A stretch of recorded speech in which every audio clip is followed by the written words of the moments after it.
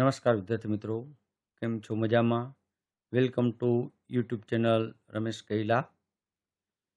Gujarat nursing કાઉન્સિલના paper સોલ્યુશનમાં આપણે જીએનએમ સેકન્ડ યરના MSN 1ના પેપર સોલ્યુશન ઓલરેડી આપણે જોયા. ખૂબ સરસ મજાનું તમામ વિદ્યાર્થી તરફથી પ્રતિસાદ મળ્યો. આ સિરીઝમાં આપણે જોઈશું મેન્ટલ હેલ્થ નર્સિંગનું જે પેપર 2024નું એટલે કે 11/12/2024નું જે મેન્ટલ હેલ્થ નર્સિંગનું પેપર છે તે આપણે જોશું.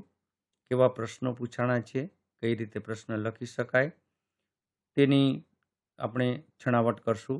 તો ચાલો જોઈએ મેન્ટલ હેલ્થ નર્સિંગનું પેપર 11/12/2024નું આ ગુજરાત નર્સિંગ કાઉન્સિલનું પેપર છે. પ્રશ્ન નંબર 1, ડિફાઇન મેનિયા. મેનિયાની વ્યાખ્યા લખો, 3 માર્ક. મેનિયા એટલે આપણે 2-3 શબ્દો એવા યાદ રખાય કે જેથી કરી અને આપણને ખ્યાલ આવી જાય કે જ્યારે પણ મેનિયા એવો શબ્દ આવે તો મેન્ટલ કોઈ પણ ડિઝીઝ હોય તો એ સિન્ડ્રોમ કહેવાય. ગ્રુપ ઓફ સિમ્ટમ હોય હંમેશા, એક સિમ્ટમ ક્યારેય હોય નહીં પણ ગ્રુપ ઓફ સિમ્ટમ હોય.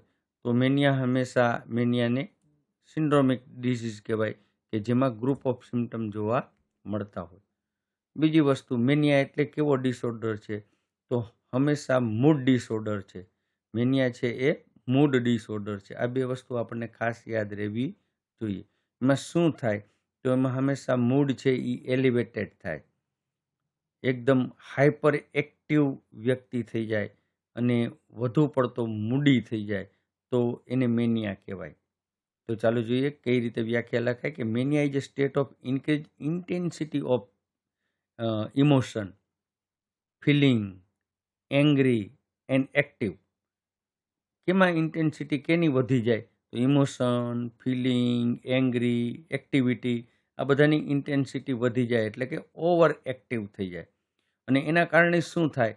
તો ધેટ સિગ્નિફિકન્ટ ઇમ્પાયર્ડ એટલે ઓછું થઈ જાય individual ability to function of socially occupationally. તો એના કારણે જે સોશિયલ એક્ટિવિટી છે, જે એની ઓક્યુપેશનલ એક્ટિવિટી છે એ ઘટી જાય. Or another area of the life એટલે ખાલી સોશિયલ ઓક્યુપેશનલ એટલું જ નહીં પણ લાઈફના બધા જ એરિયાની એની જે ઇન્ડિવિજ્યુઅલની સિગ્નિફિકન્સી છે, જે એબિલિટી છે એ ઘટી જાય. તો એને કહેવાય Maniya. It may involve impulsive behaviour. Impulsive behaviour એટલે કેવું બિહેવિયર? કે એવા થોટ હોય કે એવા એક્શન વ્યક્તિના હોય કે જે પ્લાનિંગ વગરના હોય, જે થોટ વગરના હોય, વિચાર વગરના હોય, કોઈ પણ એક્શન એ લેતો હોય કે જેમાં એનું કોઈ પણ જાતનું પ્લાનિંગ હોય નહીં, એમાં કોઈ પણ જાતનું એનો કોઈ ઇન્ટેન્સ હોય નહીં. તો ઇમ્પલ્સિવ બિહેવિયર હોય. રિડ્યુસ નીડ ફોર સ્લીપ, ઊંઘ ઓછી થઈ જાય. ઇન્ફ્લેટેડ એસ્ટીમ, સેલ્ફ એસ્ટીમ કહેવાય એટલે એટલો પોઝિટિવ બની જાય ઘણી વખત કે રિયાલિટીથી દૂર વહી જાય એવા વિચારો કરતો હોય. રેપિડ સ્પીચ હોય અને ડિસ્ટ્રક્ટિબિલિટી હોય એટલે ડિસ્ટ્રક્ટિવ કામ પણ ઘણી વખત કરે. તો આને કહેવાય મેનિયા. મેનિયા એટલે સિન્ડ્રોમ છે જેમાં central feature of over activity, mood change અને સેલ્ફ ઇમ્પોર્ટન્ટ આઈડિયા. એટલે એના આઈડિયા એવા હોય કે જે સેલ્ફ ઇમ્પોર્ટન્ટ હોય, પોતાની જાતને ઇમ્પોર્ટન્સ આપે એવા આઈડિયા હોય. તો આને કહેવાય મેનિયા. તો સીધી સાદી મેનિયાની વ્યાખ્યા એવી લેવાની કે mania is a state of increase intensity of the emotion, feeling, angry and activity at high level. ઊંચા લેવલે આ બધું થઈ જાય. ઇમોશન એ ઊંચા લેવલના થઈ જાય, ફિલિંગ એ ઊંચા લેવલની થઈ જાય, એનર્જી પણ એટલી ઊંચા લેવલની થઈ જાય અને દરેક એક્ટિવિટી છે એ એકદમ એની ઇન્ટેન્સિટી વધી જાય. તો એને કહેવાય mania. Right down the sign symptom of mania. તો મેનિયાના ઘણા બધા સાઇન સિમ્ટમ હોય. આપણે હમણાં આગળ જોયું તો સિન્ડ્રોમ છે, ગ્રુપ ઓફ સિમ્ટમ છે. કેવું કહેવાય? Group of symptom.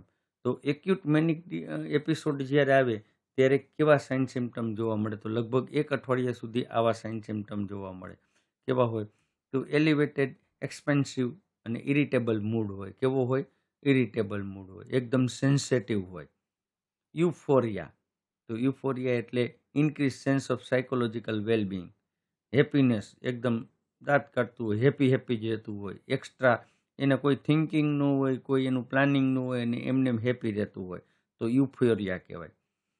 ઇલેશન કહેવાય. તો ઇલેશન એટલે એલિવેશન ઓફ ધ મૂડ. જે સાયકોમોટર એક્ટિવિટી છે એ બધી એક્ટિવ થઈ જાય. આ બધા જ શબ્દો જેટલા આવડે એટલા બધા યાદ રાખવાના છે. શબ્દો યાદ ન રહીએ તો એમાંથી ડિલ્યુઝન છે એવા શબ્દો યાદ રાખવાના. એક્સલ્શન કહેવાય. તો intense of elevation of mood with delusion. Delusion એટલે કેવા આઈડિયા? ફોલ્સ પરસેપ્શન હોય તો એને ડિલ્યુઝન કહેવાય. કોઈ પણ જાતની રિયાલિટી હોય નહીં, કોઈ સમજાવે તો પણ સમજે નહીં, ખાલી ફોલ્સ પરસેપ્શન કરે તો એને કહેવાય ડિલ્યુઝન. એસ્કેટેસી કહેવાય. તો એ કે severe elevation of the mood. એટલો બધો મૂડ એલિવેશન થઈ જાય કે એકદમ હસવા માંડે, અને રડે તો એકદમ રડવા માંડે. સાયકોમોટર એક્ટિવિટી એની છે એ ઇન્ક્રીઝ થાય. એક્ટિવનેસ એકદમ એક્ટિવ થઈ જાય. રેસ્ટલેસનેસ જોવા મળે. મેનિક એક્સાઇટમેન્ટ એકદમ એક્સાઇટ થઈ જાય. સ્પીચમાં અને થોટમાં શું ફેરફાર જોવા મળે? તો ફ્લાઇટ ઓફ આઈડિયા થાય. ડે ડ્રીમિંગમાં રાચે, અને આઈડિયા છે એ ફ્લાઇટ હોય, એકદમ આમ એકદમ હવામાં ઉડતો હોય એવા આઈડિયા હોય. પ્રેશર ઓફ સ્પીચ છે એ એકદમ રેપિડ થઈ જાય, પ્રેશર આવે. ડિલ્યુઝન જોવા મળે. પરસ્યુઝન જોવા મળે.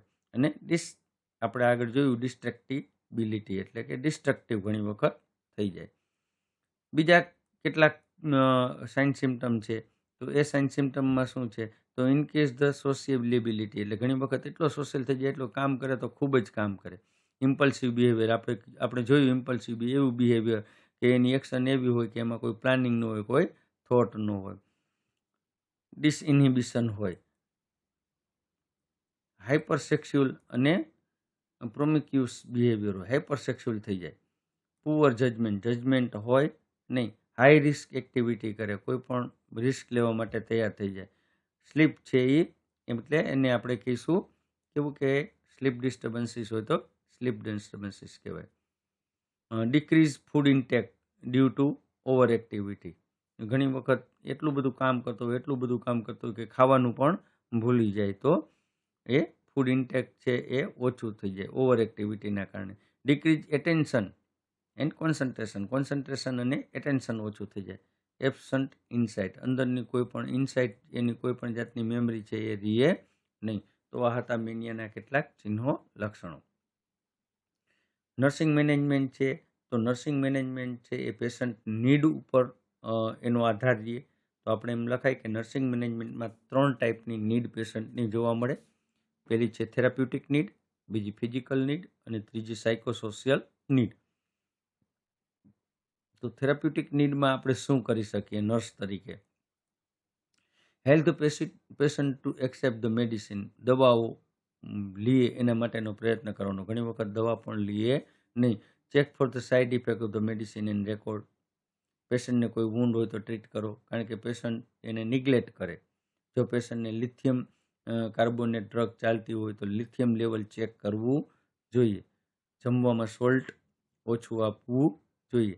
આમાં કઈ દવા અપાય? તો લિથિયમ અપાય, અને લિથિયમ લેવલ આપણે કાયમી ચેક કરવું જોઈએ. આ થેરાપ્યુટિક કહેવાય. દવાઓ સિમ્પ્ટોમેટિક ટ્રીટમેન્ટ આપો, જરૂર પડે તો સેડેટિવ આપો, તો આને કહેવાય થેરાપ્યુટિક નીડ.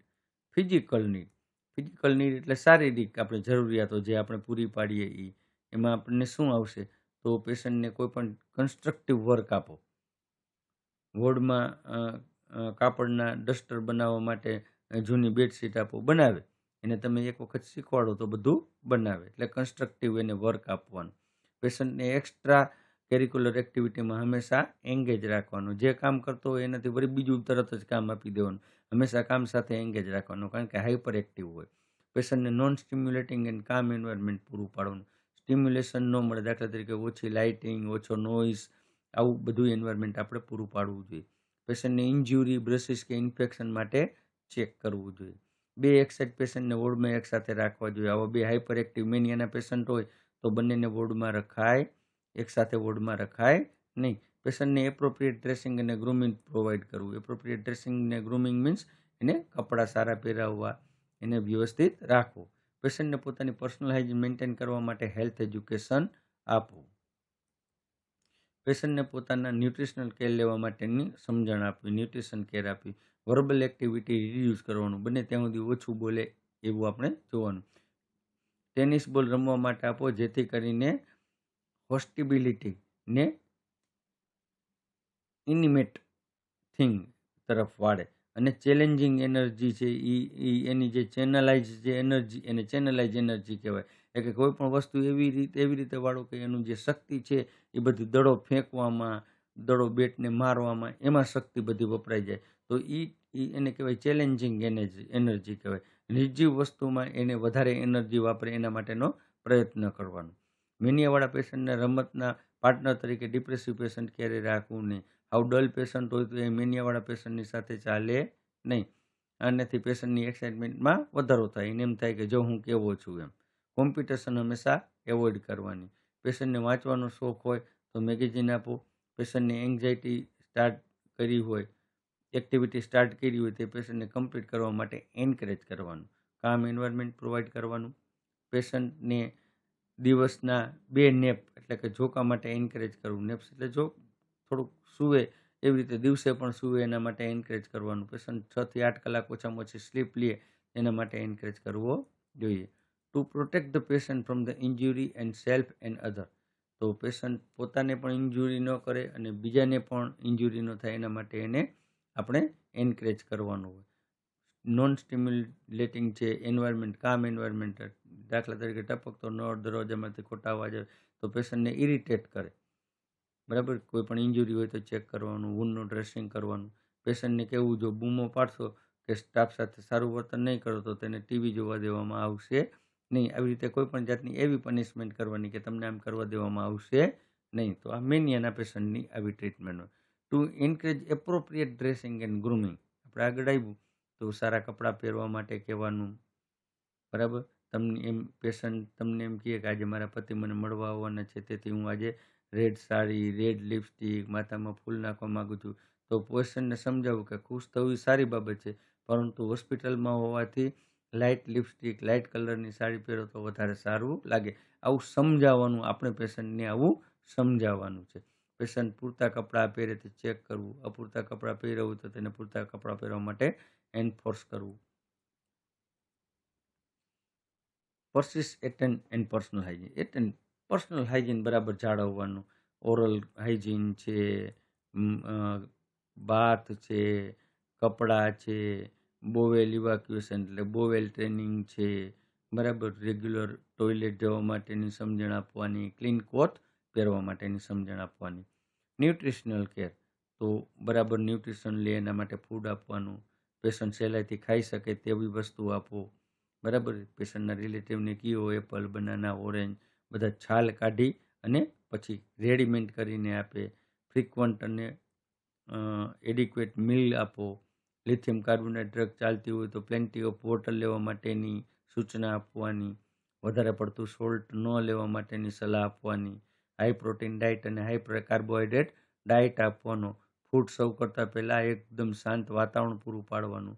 પેશન્ટનું વેઇટ રેકોર્ડ કરવાનું અને ઇન્ટેક આઉટપુટ ચાર્ટ મેન્ટેન કરવાનું. રિડ્યુસ વર્બલ એક્ટિવિટી એટલે બહુ ડિસ્કશન કરવાનું નહીં. ઓછો નાનો ટોપિક લઈ અને એની માટે ડિસ્કશન કરવાનું. બરાબર, બીજાને પણ બોલવા માટે ચાન્સ આપવા માટે પેશન્ટને સમજાવવું. પેશન્ટને ધીમે ધીમે ને અટકીને બોલવા માટે એન્કરેજ કરવાનો. પેશન્ટના જોક કે વચ્ચે કોઈ પણ જાતનો ખરાબ શબ્દ ક્યારેય બોલવાનો નહીં. અને એવું કદાચ ખરાબ પેશન્ટ બોલે તો એને રિસ્પોન્સ આપવાનો નહીં. Psychological need. સાયકોલોજીકલ નીડમાં શું હોય તો પેશન્ટનો જજમેન્ટ પાવર ઇમ્પ્રૂવ કરવો. પેશન્ટને passive friendly attitude, ignore bizarre behaviour કહેવાય.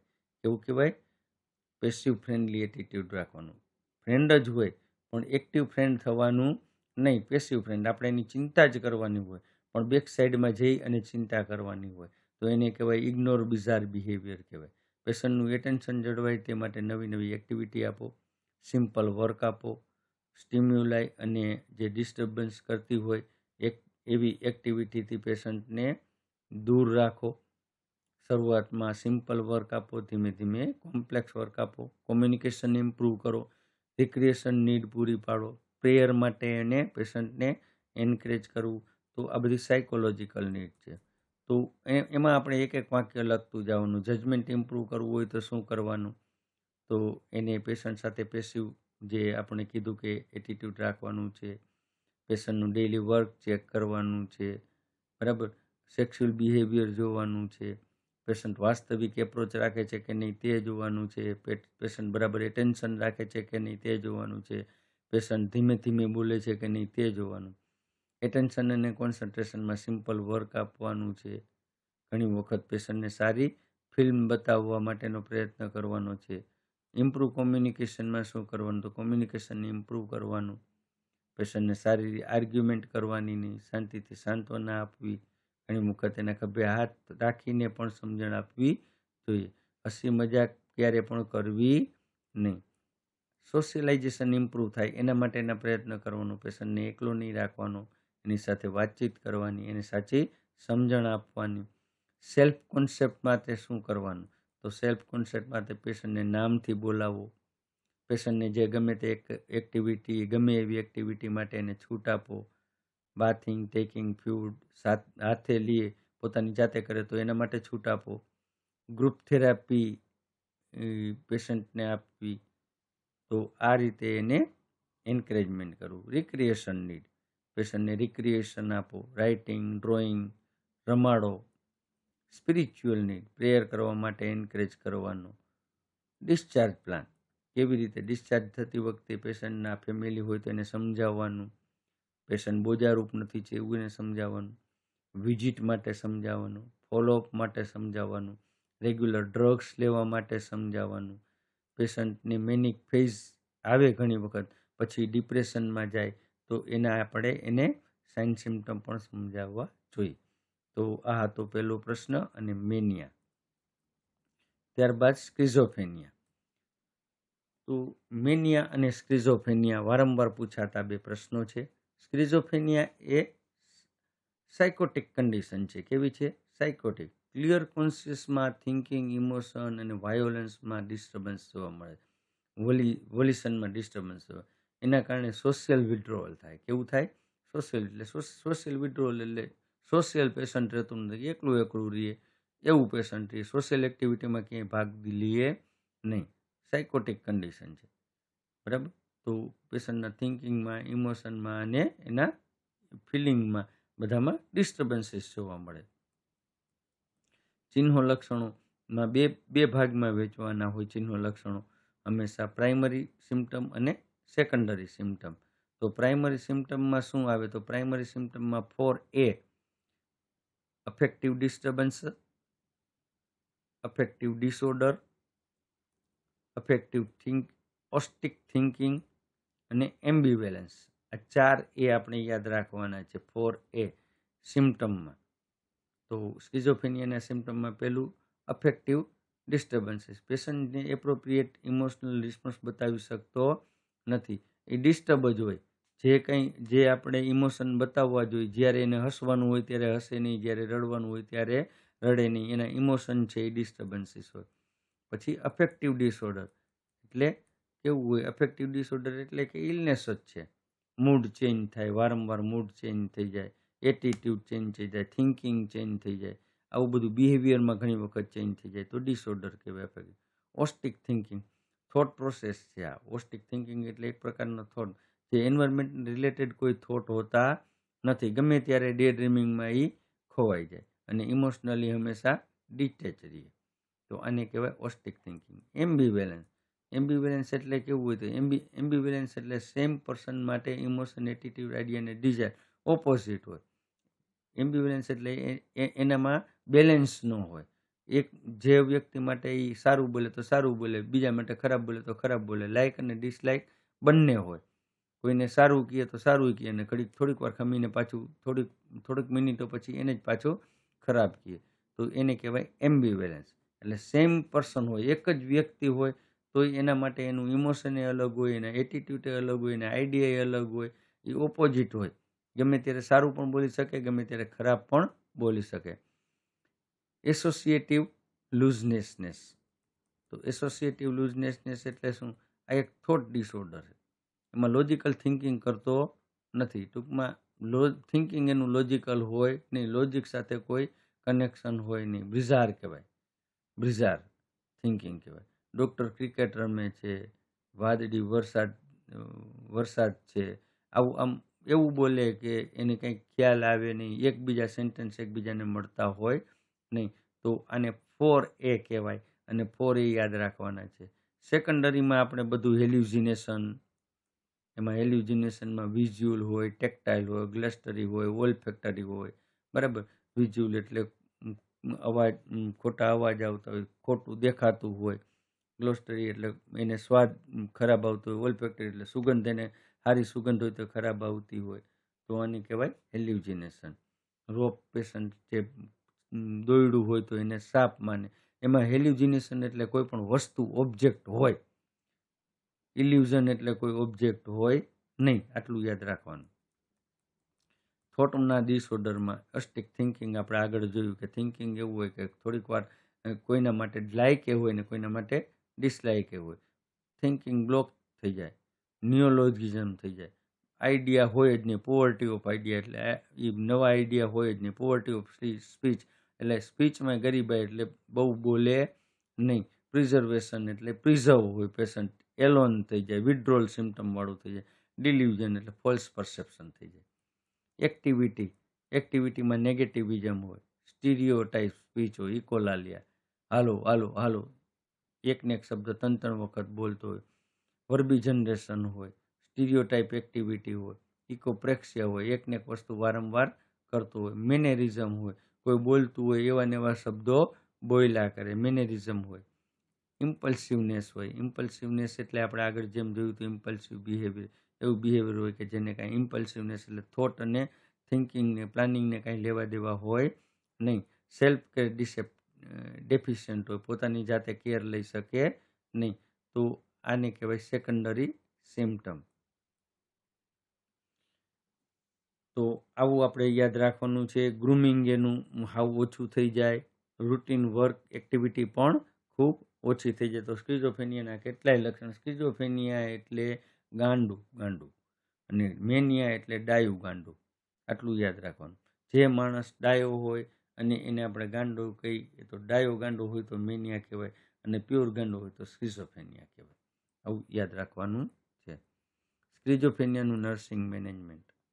તો પેલું આપણે નર્સિંગ મેનેજમેન્ટ જ્યારે કરીએ ત્યારે કોમ્પ્લેશન ઓફ ટ્રીટમેન્ટ કઈ છે. તો સાયકેટ્રિક દ્વારા પ્રિસ્ક્રાઇબ કરેલી જ દવા આપવાની હોય. મેડિસિન આપ્યા બાદ પેશન્ટમાં કાંઈ ચેન્જ થાય તો રેકોર્ડ કરવાનું હોય. પેશન્ટના રિલેટિવને ECT અંગેની, ઇલેક્ટ્રોકન્વલ્સિવ થેરાપી અંગેની પણ સમજણ આપવાની હોય. ડિસ્ટર્બન્સીસ થોટ હોય તો પેશન્ટ પાસે બેસી અને ડાઉટ ક્લિયર કરવા જોઈએ, પ્રોબ્લેમનું ડિસ્કશન કરવું જોઈએ અને સિમ્પલ લેંગ્વેજમાં વાત કરવી જોઈએ. ડિલ્યુઝન રિડ્યુસ કરવા માટે શું કરવું જોઈએ? તો રિયાલિટી એક્સેપ્ટ કરે એના માટેના પ્રયત્ન કરવા જોઈએ. પેશન્ટના ડિલ્યુઝનને સાંભળવું, પણ બિહેવિયર સાથે ડિલ્યુઝન કઈ રીતે સંકળાવું તે શોધવાનું. એના માટે પૂછપરછ વધુ કરવાની નહીં. હેલ્યુસિનેશન માટે શું કરવાનું? તો અલગ રૂમમાં રહેવાનું, કારણ કે હેલ્યુસિનેશન એટલે અવાજ આવતા હોય, કોઈ વસ્તુ દેખાતી હોય એને, એવું હોય. પેશન્ટને કમ્ફર્ટેબલ એન્વાયરમેન્ટ આપવાનું અને હેલ્યુજન સિવાયના બધા ટોપિક વિશે ચર્ચા કરવાની. કોમ્યુનિકેશન ઇમ્પ્રૂવ કરવાનું, પેશન્ટને ક્યારેય ઇગ્નોર કરવાનું નહીં, વાતચીત કરવાની. આપણે સારા શ્રોતા તરીકે એટલે કે એક્ટિવ લર્નર તરીકે પેશન્ટની વાત સાંભળવાની. કોમ્યુનિકેશનની યોગ્ય ટેકનિક જાળવવાની, પેશન્ટને ડિસ્ટર્બ નહીં કરવાનો, સાયલન્સ રાખવાનું, સેમ એક્ટિવિટી આપવાની, ગ્રુપ એક્ટિવિટી આપવાની, રેકોર્ડ કરવાનું અને એની જે કંઈ સારું પરફોર્મન્સ હોય એ રેકોર્ડ કરવાનું. સોશિયલાઇઝેશન ઇમ્પ્રૂવ કરવા માટે શું કરશો? તો પેશન્ટને સાથે બેસાડો, નાના નાના વાક્યો બોલાવો. પેશન્ટને બેડમાંથી ઊભું થાય તો પેશન્ટને વાતો કરવા માટેનું કહેવાનું.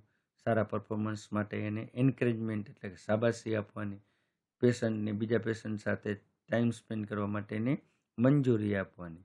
સેલ્ફ કોન્સેપ્ટ ઇમ્પ્રૂવ કરવા માટે શું કરવાનું? તો એક્ટિવિટી આપવાની પેશન્ટને. પોતાનો રૂમ પોતે સાફ કરે, જાતે કામ કરે એવું આપણે આપવાનું. તો સેલ્ફ કોન્સેપ્ટ એનો ઇમ્પ્રૂવ થાય. એટેન્શન અને જજમેન્ટ માટે શું કરવાનું? તો ગેમ રમવા માટે બોલાવી શકાય, ડેઇલી ડાયરી મેન્ટેન કરવા માટે બોલાવી શકાય, નવી એક્ટિવિટી આપવાની. સ્લીપ ઇમ્પ્રૂવ કરવા માટે રાત્રે સૂઈ જવાનું, લાઇટ છે એ બધી સ્વિચ ઓફ કરવાની, આઇસોલેટ રાખવાનો, જરૂર પડે તો પેશન્ટના રિલેટિવને કહેવાનું ગ્લાસ ઓફ મિલ્ક આપે. રિક્રિએશન એક્ટિવિટી માટે શું કરવાનું, તો પેશન્ટના લાઇક ડિસલાઇક જોવાની અને એ પ્રમાણે એને એક્ટિવિટી આપવાની. કોમ્પિટિશનમાં ભાગ લે તો ભાગ લેવા માટે કહેવાનું અને એમાં એ સારું કામ કરે તો એને રિવોર્ડ પણ આપવાનું. સ્પિરિચ્યુઅલ નીડ માટે પ્રેયર કરવાની, બરાબર, પેશન્ટમાં પ્રેયર માટેની અલગ વ્યવસ્થા આપવાની, એવી રીતે કરવાનું. ડિસ્ચાર્જ કેર કેવી રીતે કરી શકાય, તો પેશન્ટના બધા જ ફેમિલી મેમ્બરને સાથે બોલાવી અને પેશન્ટની રિયાલિટીની જાણ કરવાની. જરૂર પડે તો પેશન્ટને પેરોલ માટે પેરોલ એટલે થોડાક ટાઈમ માટે જવા દેવાનું. બધી મેડિસિન પેશન્ટને ક્યારે સાથે રાખવાની નહીં એ ચેક કરવાનું. ડિસ્ચાર્જ નોટ બરાબર લખવાની, થોડો અપડેટ આપવાની. હોમ કેર માટે બધી જ ઇન્સ્ટ્રક્શન આપવાની. તો આ હતા પ્રશ્ન. મેનિયા અને સ્કિઝોફ્રેનિયા એક વખત બે વખત સાંભળજો, વાંચજો, આવડી જાય એવું છે. મેનિયા એટલે મૂડ ડિપ્રેશન અને સ્કિઝોફ્રેનિયા એટલે સાયકોમોટર એક્ટિવિટી કહેવાય. બંને એકદમ અલગ પ્રકારના પ્રશ્નો છે. તો નેક્સ્ટમાં આપણે આવા જ પ્રશ્ન જોશું. તો are you ready for part 2? તો પાર્ટ 2 ચોક્કસ ટૂંક સમયમાં જ આપણે રજૂ કરશું.